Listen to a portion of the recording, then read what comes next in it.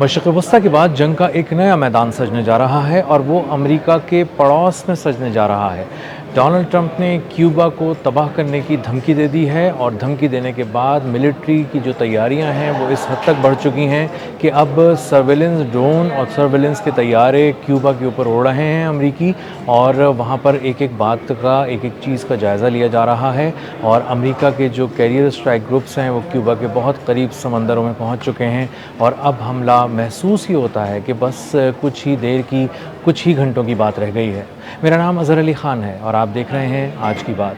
America Iran में मुकम्मल तौर पर नाकाम हो चुका है, अपना हुर्मुज़ का कंट्रोल नहीं खुलवा सका है, तिजारत को अपने हिफाजती हिसार में बहाल नहीं करा सका है और ईरान को किसी भी तरह इस बात का पाबंद नहीं कर सका है कि वो आबनाए हुर्मुज़ से गुज़रने का टोल वसूल ना करे। और ये जो एक नाकामी है, इससे पता चलता है कि वो कितना ज़्यादा डोनाल्ड ट्रंप परेशान है और इसी फ्रस्ट्रेशन में उन्होंने पिछले 3 दिन के अंदर 2 बड़े हमले ईरान पर कर दिए हैं। लेकिन ईरान ने भी बहुत ही मजबूत और करारा जवाब दिया है और मशरिक़ वस्ता में कुवैत की एयरबेस पे अमरीकी अड्डों पे हमला किया है और उसमें एक बहुत बड़े पैमाने पर नुकसान की इत्तलात सामने आ रही हैं। अब चूँकि ईरान का महाज़ डोनाल्ड ट्रंप के लिए एक ऐसा महाज़ बन चुका है जहाँ कामयाबी बिल्कुल नहीं मिल रही और ये एक ऐसी हड्डी है जो डोनाल्ड ट्रंप के गले में फंस चुकी है, ना उगली जा रही है ना निगली जा रही है। इसलिए एक जंग का नया मैदान डोनाल्ड ट्रंप ने सजा लिया है, पूरी दुनिया को उसका स्टेज भी दिखा दिया है और बता दिया है कि वो अमेरिका से सिर्फ 150 किलोमीटर दूर क्यूबा में अब जंग का नया मैदान सजने जा रहा है। और क्यूबा की हुकूमत को बराह रास्त धमकियाँ दे रहे थे डोनाल्ड ट्रंप और मार्को रूबियो, और उसके बाद अब वहाँ पर बहुत ज़्यादा जंगी तैयारियाँ बहुत तेज़ हो चुकी हैं, बहुत ज़्यादा बड़े पैमाने पर तैयारियाँ मुकम्मल कर ली गई हैं। कैरेबियन में जो समंदर है उसमें अमेरिका के जो बहरी बेड़े हैं, जो जंगी जहाज़ हैं, जो बहुत सारे कैरियर स्ट्राइक ग्रुप्स हैं वो वहाँ पहुँच चुके हैं, फाइटर प्लेन्स वहाँ पर पहुँच चुके हैं। इसके अलावा जो सर्वेलेंस के ड्रोन्स हैं, तैयारे हैं, वो क्यूबा के ऊपर मुसलसल परवाज़ें कर रहे हैं और चप्पे चप्पे की निगरानी की जा रही है, तस्वीरें ली जा रही हैं और एक बहुत करीब लगता है कि एक मिलिट्री ऑपरेशन क्यूबा में अमेरिका की तरफ से शुरू होने वाला है। और बाज़ जो रिपोर्ट्स हैं उनमें तो ये भी कहा गया है कि अब एक ग्रीन सिग्नल का इंतज़ार है डोनाल्ड ट्रंप की तरफ से अमेरिका की बहरिया को, और जैसे ही वो सिग्नल मिलेगा एक बहुत बड़ा अटैक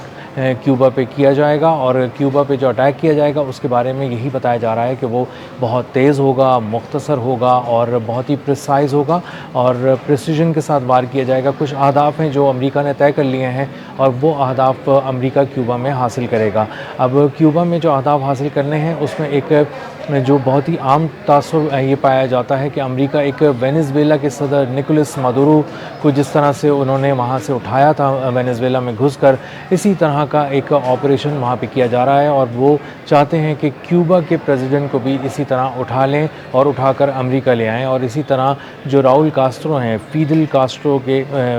जो भाई हैं,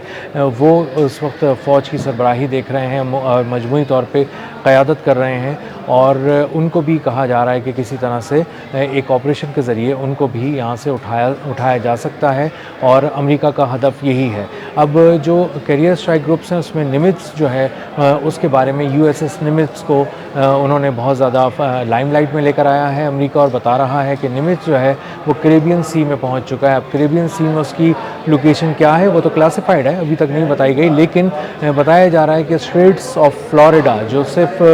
जो अमेरिका और क्यूबा के दरमियान है, और वहाँ पहुँचने का मतलब ये है कि आप क्यूबा में पहुँच चुके हैं, तकरीबन दाखिल हो चुके हैं, तो उसके करीब करीब कहीं पर ये मौजूद है निमित्ज़ और किसी वक्त भी जो है वो इससे हमला किया जा सकता है। कैरेबियन के समंदर में जो अमेरिका की बहरिया की मूवमेंट है और जो मिलिट्री बिल्डअप कर दिया गया है वो बताया जा रहा है कि इस वक्त मशरिक़ वस्ता के बाद दुनिया में सबसे बड़ा मिलिट्री बिल्डअप है अमेरिका की जानिब से, और ये ज़ाहिर कर रहा है कि अमेरिका एक बहुत बड़े हमले की तैयारी कर चुका है और इस हमले के लिए बस अब सिर्फ डोनाल्ड ट्रंप के एक इशारे का इंतज़ार है। अब अगर हम जिक्र करें कि क्यूबा इसके लिए क्या कर रहा है, क्यूबा ने क्या तैयारी की हुई है, तो क्यूबा बहुत दिनों से इस बात को महसूस कर रहा था कि अमेरिका जो धमकियाँ दे रहा है वो सिर्फ धमकियाँ नहीं हैं, इंटेलिजेंस इत्तलात भी हैं कि अमेरिका वहाँ पर अपनी मिलिट्री को मूव करना चाहता है और उसके लिए तैयारी कर रहा है। बहुत सारा पेपर वर्क हो रहा है, बहुत सारे ऑप्शंस पे गौर किया जा रहा है और इसीलिए क्यूबा ने भी अपनी तैयारी शुरू कर दी थी, क्योंकि क्यूबा और अमेरिका का कोई कंपैरिज़न बनता नहीं है, कोई मवाजना नहीं है अस्करी तौर पे, लेकिन फिर भी क्यूबा जो है वो समझता है कि वो लड़ने के बाद जान देने के हक़ में है, ना कि वो फ़ौरी तौर पे सरेंडर करने के। और ये बिल्कुल एक ईरान की तरह का मॉडल सामने आ रहा है और उसमें देखा जा रहा है कि जिस तरह ईरान ने कहा था कि हम झुकेंगे नहीं, हम किसी भी तरह का सरेंडर नहीं करेंगे, इसी तरह क्यूबा भी ये पैगाम वाशिंगटन को दे रहा है और डोनाल्ड ट्रंप को दे रहा है कि हम तुम्हारे आगे झुकेंगे नहीं और हम तुमसे लड़ेंगे, और लड़कर हम मरना हमें गवारा है, हम पसंद करेंगे, लेकिन हम झुकेंगे नहीं। और इसीलिए क्यूबा में एक बहुत अहम मीटिंग की गई है और उसमें मिलिट्री ऑप्शंस पे गौर किया गया है और बताया गया है कि हमारे ऑप्शंस बहुत ही लिमिटेड हैं। हमारी जो स्ट्राइक कैपेबिलिटी है क्यूबा की, वो भी बहुत कोई गैर मामूली तौर पे बड़ी नहीं है कि वो अमेरिका को हैरान कर दे। इसलिए अमेरिका को मुख्तलिफ़ किस्म के जाल में फंसाना पड़ेगा। अमेरिका को से दू बदू और 10 बदस लड़ाई नहीं की जा सकती। अमेरिका को मुख्तलिफ़ मकामात पे उतरने दिया जाएगा, आने दिया जाएगा और उसके बाद उसे घेर कर मारा जाएगा। इसके लिए जो मिलिट्री ड्रिल्स कर रहे हैं क्यूबा के फ़ौजी, वो बहुत अहम भी हैं और उसमें बहुत से इशारे भी हैं अमेरिका के लिए। जो ड्रिल्स की जा रही हैं उसमें हेलीकॉप्टर से फ़ौजियों का किसी मकाम पे उतरना और बहुत तेज़ी से हमलावर होना, रॉकेट लॉन्चर्स का इस्तेमाल, स्नाइपर्स का इस्तेमाल बहुत अहम था उसमें जो दिखाया गया और बताया गया कि वो घास में ज़मीन पर उसी रंग के जो पैरहन हैं उसको पहनकर उसकी वर्दियों में लेट जाते हैं, छुप जाते हैं, कैमोफ्लेज हो जाते हैं और उसके बाद दुश्मन पर अचानक हमला करते हैं। ये स्नाइपर्स जो हैं वो बहुत ही प्रिसिजन के साथ वार करते हैं, बहुत ही एक्यूरेसी इनकी ज़बरदस्त है। इसलिए स्नाइपर्स को बहुत ही अंडर एस्टिमेट अमेरिका की जानिब से नहीं किया जा सकता। ये बहुत ही अहम जगहों पे तैनात कर दिए गए हैं और इनको यही ड्यूटी दी गई है कि तुम जैसे ही अमेरिकी फ़ौजियों को किसी ऐसे सर्किल में देखो कि जिसमें तुम समझो कि ये तुम्हारा महफूज सर्किल है और उनके लिए ख़तरनाक है, उड़ा देना, बिल्कुल किसी इशारे का इंतज़ार मत करना। इसी तरह उन्होंने बहुत सी खंदकें भी खोद रखी हैं और क्यूबा की फ़ौज ने जो खंदकें खोद रखी हैं उसके अंदर फ़ौजी भी हैं और उनका फ़ौजियों का साजो सामान भी है और वो मिलिट्री ड्रिल्स के अंदर ज़मीन के नीचे से निकलकर बाहर आकर दुश्मन पर हमलावर होने का एक मुज़ाहरा कर चुके हैं और मुसलसल इसको अपनी वीडियोस में भी शेयर कर रहे हैं ताकि अमेरिका को ये बात पता चल जाए कि ज़मीन में कहीं से भी क्यूबा के फ़ौजी निकल आएंगे और अचानक उनके कदमों को जकड़ लेंगे और उसके बाद उनके फ़ौजियों को, उनके सील्स को गिराकर कहीं गायब कर देंगे और शायद अमेरिकी फ़ौजियों की लाशें भी क्यूबा में ना मिलें और उन्हें गायब कर दिया जाए, क्योंकि उनको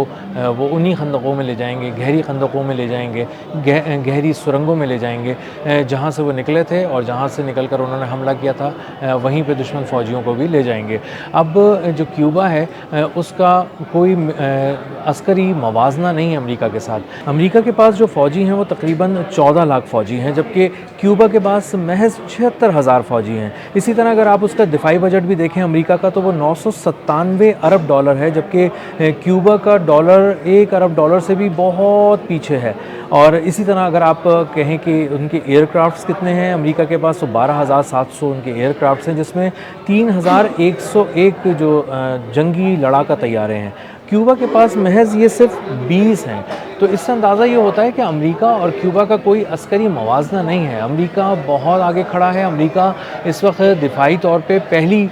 जो पावर है यानी सुपर पावर है और पहले नंबर पर आती है मिलिट्री के साइज़ के हिसाब से भी, कैपेबिलिटी के लिहाज से भी और बजट के लिहाज से भी। और क्यूबा का अगर हम नंबर देखें तो वो 83वां नंबर है, 83rd नंबर है उसका। इसका मतलब ये है कि क्यूबा अमेरिका का अस्करी तौर पे तो कोई मुकाबला नहीं कर सकता, लेकिन क्यूबा की गवर्नमेंट, क्यूबा की मिलिट्री इस बात को बहुत ही गहराई से देख रही है, बारीकबीनी से देख रही है कि अगर हमें अमेरिका पे हमला करना है और समझते हैं कि अमेरिका को गिराना है तो फिर हमें एसिमेट्रिक वॉरफेयर की तरफ जाना पड़ेगा, अनकन्वेंशनल वॉरफेयर की तरफ जाना पड़ेगा। गैर रिवायती जंग जो ईरान ने लड़ी उस तरह की जंग लड़नी पड़ेगी। और इसीलिए बताया जा रहा है कि रशिया और ईरान से तकरीबन 300 ड्रोन हासिल कर लिए हैं क्यूबा ने और क्यूबा बहुत ही मुख्तलिफ़ किस्म के हमले करने की तैयारी कर रहा है और अमेरिका को एक बड़े सरप्राइज़ देने की तैयारी कर रहा है। और अगर बहुत से ऐसे एनालिस्ट भी हैं, मिलिट्री एनालिस्ट, जो अमेरिका में बैठे हैं और ये तज्ज़िया दे रहे हैं कि अमेरिका को क्यूबा को बिल्कुल भी कमज़ोर नहीं समझना चाहिए और अगर